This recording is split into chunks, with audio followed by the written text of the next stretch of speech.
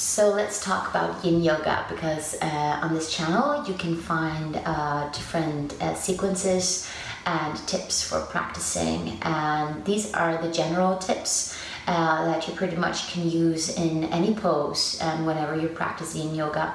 So what you need is a timer, and you can either have it quiet or your favorite music. And you don't even need a yoga mat. You can have, depending on the pose, you might need props such as a blanket, a pillow, or anything soft like that. You do not need to be warmed up. It is entirely safe to practice Yin Yoga before doing any kind of physical activity. I recommend doing it early in the morning. That is when you get like the biggest physical results. But it's also very nice mentally and emotionally to practice it in the evening. So this is what you need to think about. These are the principles when practicing Yin Yoga, according to me. So the first one is time. You need to stay in the pose for at least 3 minutes to get the results of Yin, the Yin practice. And I can talk about that more if you would like to have that speech. The second one is the intensity, and this is a really important one, so that you stay in a rather low intensity. So say that you choose to stay in the pose for 6 minutes, then that is like priority number one. So rather decrease intensity so that you feel comfortable enough staying in the pose for the entire 5 or 6 minutes. So that means that it's going to be individual. So some people tend to be people who push their limits all the time.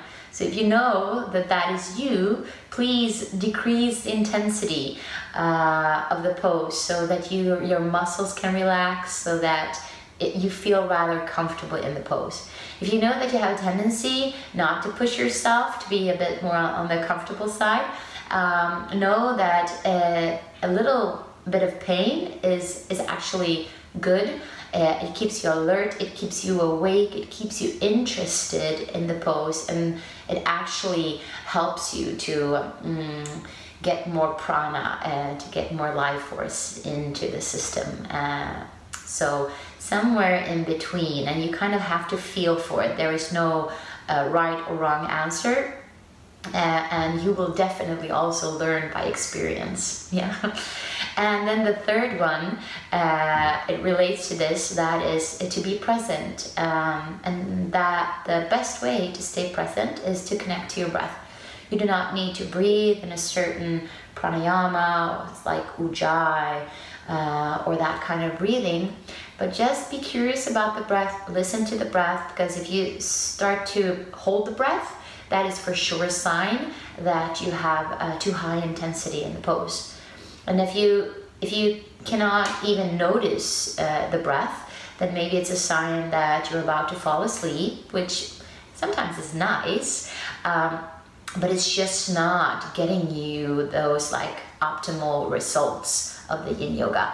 So you want to be able to feel the breath, sense the breath, be really interested in the breath, and if you can be that, then you're probably in a good intensity.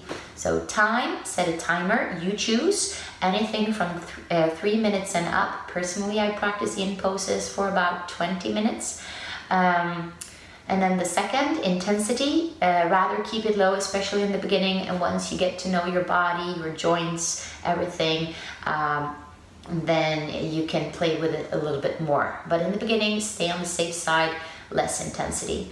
And then last but not least, to be present. Make it into a meditation, make it breath awareness, not controlling the breath, but rather being aware of the breath.